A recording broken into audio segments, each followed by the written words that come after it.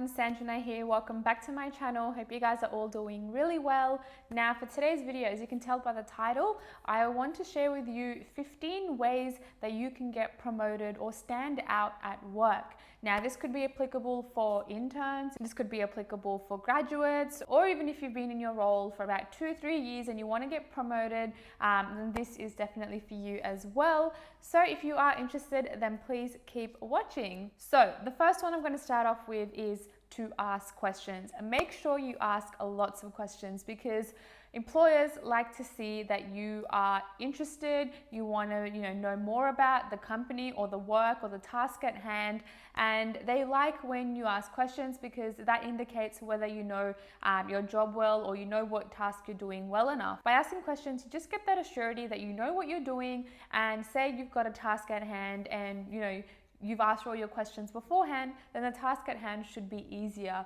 Given, if you don't ask any questions at all, the manager's going to assume that you know everything, and then when it goes to doing that task and then you present it, it's like, you should have asked those questions earlier on to avoid any sort of misunderstanding later when it comes time to presenting. So definitely ask questions. They love that. They love knowing that you care.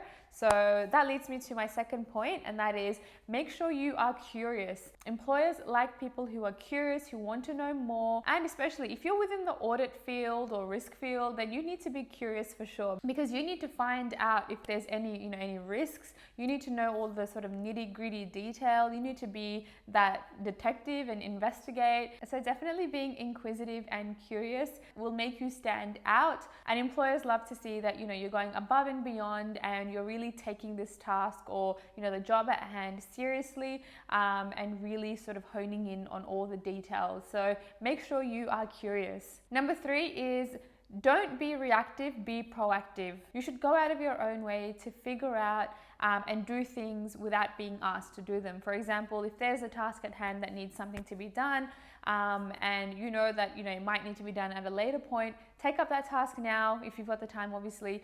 Take it up now, show that initiative, and prove to your employer that you know what's ahead of you as well, and you're being proactive, you're going out of your way, you want to take on more work instead of just waiting for work to come through to you.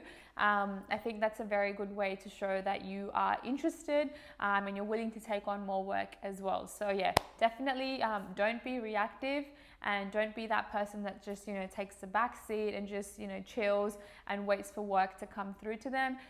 Be that person that is a go-getter and just look for work and seek opportunities for yourself as well, and that really does play a huge part, and showing that you are keen as well. Number 4, volunteer and take up more tasks. I mean, this obviously depends on your current, workload as well. But if you're sitting there idle and you're just enjoying that free time, then make sure you volunteer to ask, anyone in the team or your employer, manager, that look, I've got some free time here, and if you want, I can assist on this task. Do let me know, and put your hand up and show that you do care, and you care for the whole sort of well-being of the team as well, because at the end of the day, that goal is for the whole team to achieve, to get the work done.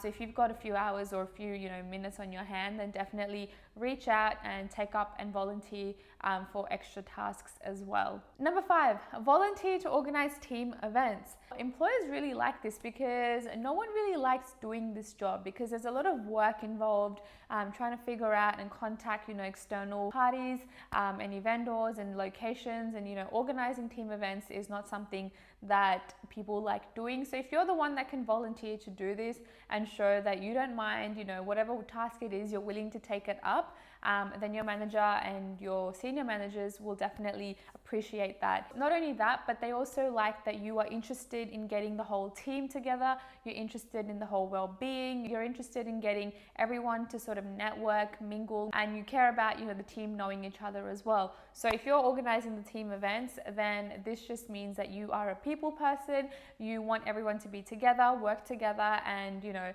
that's obviously going to look good in their eyes as well. Next one, be present in the office and not just work from home all the time. time. Now, I know a lot of countries are still working from home, but in Australia, we are actually able to go back into the office. A lot of organizations have opened up. My one specifically hasn't opened up yet. We will open next year, but I know there's a lot of companies that have opened up. So if you are in the office, so I would recommend, being present in the office and not only, just working from home all the time, especially when your entire team is at work and you're still working from home.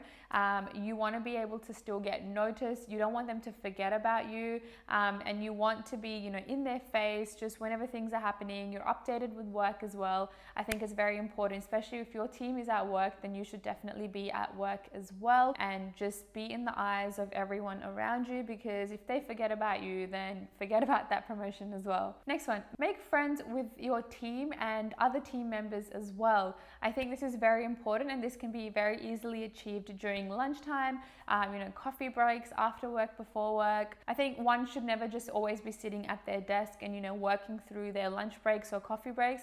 I think you should get up and have a chat with anyone, and just get to know more people. This is also a very good way to network as well, and have those connections. And you never know, there could be other possibilities or other opportunities that could arise by you just having that simple conversation with someone who may be a partner or a director, and they would then have you on their mind. And if there's any work that does pop up, they may sort of refer that to you because you've had that chat with them, you've expressed your interest in other work as well. So I think mingling, making friends is definitely a very, very important part, especially with your team members as well, because at the end of the day, you're going to obviously work with your team. You're going to see them every day, so you want to be able to get along with them as well, and be able to help out. So yeah, making sure that you make friends within the office, I think, is very, very important. They also become sort of a support pillar as well. In case you do have any issues, you can have someone to talk to. I think is very important to be comfortable with someone. So yeah, definitely finding a small group of friends, if not a big group. I think it's very important, especially if you are working at a Big Four. You're obviously working on different clients, on different tasks. I think it's very important for you to niche in a particular client. So what I mean by this is, if you are, always working on a particular client, let's say Google, for example, make sure that you become that go-to person. You're always on those Google reviews. You know the company inside out. You know the stakeholders. You are very good at networking with everyone within the Google team. I think it's very important to become that go-to person, because if anyone's got any questions about that client, they would come to you. Be the expert in a particular client, because this will definitely help you in making sure that you maintain that relationship with the client, and this will obviously allow you to always have that client to work on, and you're not jumping from client to client. Even though that is a good way to gain experience, you always want that one or two clients who you will always know everything inside out. You've made connections with the client and their team. So I think this is very, very important, especially in the eyes of managers and senior management, knowing that they can trust you fully with that client as well. So make sure you become that go-to person for a particular client, project, whatever it is in your team. I think this is very, very important. Next one is to present more often. Now, I think this is very important because if you're especially in a junior role and you find that you're not getting many opportunities to present, then put your hand up and be like that you want to present. You can start off by presenting at the weekly huddles or the monthly team meetings, whatever it is that your team does. I think just putting your hand up and taking the initiative and volunteering to present more. I think it just puts you out there and everyone's aware that you're not just a quiet person, and you want to present and build those presenting skills as well. I think is very, very important. Next one is to never sit quiet, and never sit quiet, especially in team meetings.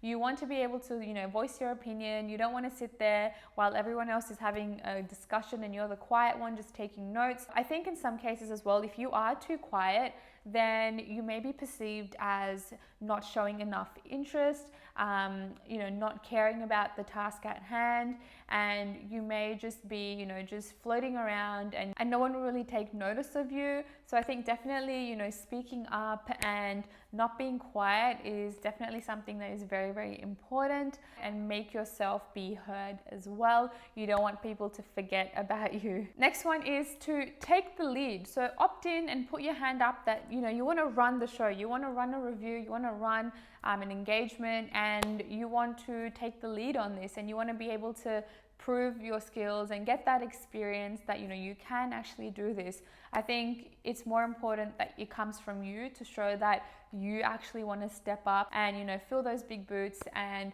prove to your managers that you can actually take on more work that's required of you and take up work which is a few levels above your role at work as well. So I think definitely taking the lead on reviews and just opting in for that, I think is very, very important, instead of waiting for that work to come around to you, especially if you're not in that role yet and you've just started out. I think once you're comfortable and you feel like you can do it, I think you should definitely put your hand up and opt in. And even if you're not 100% of the way there, I think you'll always have the support from your seniors, your managers, and I think it's fine because they know that you're not there as well. But I think to show that you've got the initiative, the courage, the willingness to learn and to take something up, I think reflects really, really good on you as well. Next one is to be willing to help others. I think this is very important. If you know something, I think it just comes back to the saying, two brains are better than one.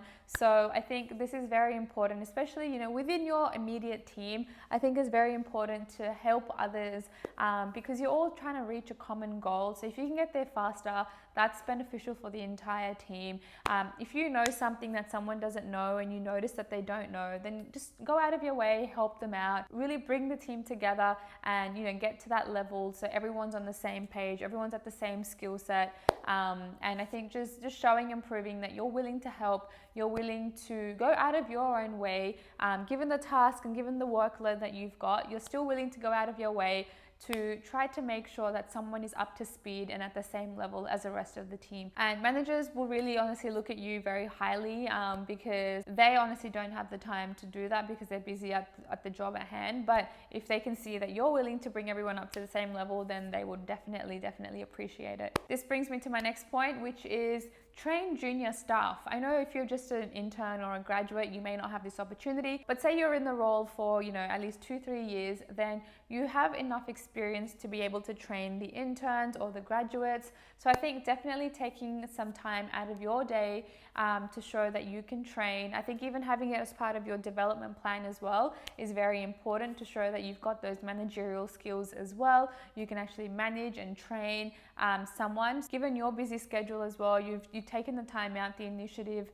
and you want to help someone and train them as well, I think is very good. Next one is to understand the company as a whole, understand different divisions, I think is very important. And then when you've learned that information, I think it's very important to bring that back to your team. Any key learnings, any insights that you've learned. I think even with articles that are published on the work intranet pages, there's a lot of information out there. So if you're doing that research outside of work or in your free time, then if you've learned something, then I think it's very important to share that with the entire team as well, and potentially also teach it to the team as well. I think is very important, and everyone will obviously appreciate that because you've gone out of your way to come back to the team, to present them something and teach them and make them aware of something that they may not have known. I think is definitely a good way to go about it. And again, this just shows that you are being proactive, you're going out of your way, and you're not waiting for information to come to you. You're actually actively going out there and learning for yourself, but also teaching the others in your team as well. Next one is to voice your opinion, either be it good or bad.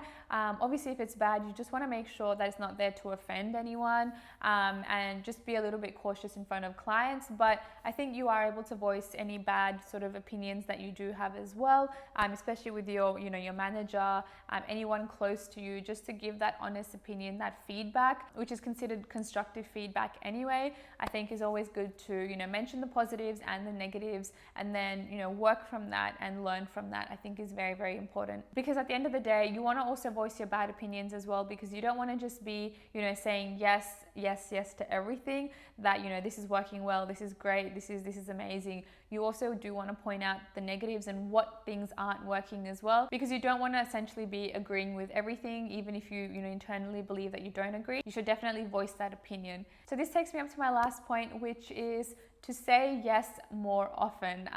This is not in the same context as the last point, but I think saying yes to helping out in the team, taking on a little bit more tasks if you can. If your manager asks you something, then I think saying yes and having that yes attitude can be very beneficial. You want to just prove to the manager that no task or nothing can be challenging and you're able to take them up. Obviously, you don't want to be burnt out and you don't want to stay back at work, late after work as well. Making sure you know what your workload is like. I think there's always a little bit more work that someone can take on. So I think just saying yes and being made available to the team and your managers, I think is very, very important. So those are the top tips that I've got for making sure that you stand out and you can potentially get promoted at work. I think if you do a combination of all those points, if not all, then a few, then you'll definitely be in the good books for your managers. You'll be noticed, you'll be recognized, and you always want to just be at the forefront and make sure that they don't forget about you. So I think if you do a few of those, then that will definitely assist you in, getting closer towards that promotion. So yeah, those are all the points that I do want to mention. I hope you guys found this informative, helpful. If you did, then please give this video a thumbs up and don't forget to subscribe to my channel down below. And I also have an Instagram page as well, so be sure to follow me on there. It's called Success by Sanjana. It's the same as the YouTube channel. I'll leave all of the information in the description box below. But other than that, I will catch you guys in my next video. Thanks, guys.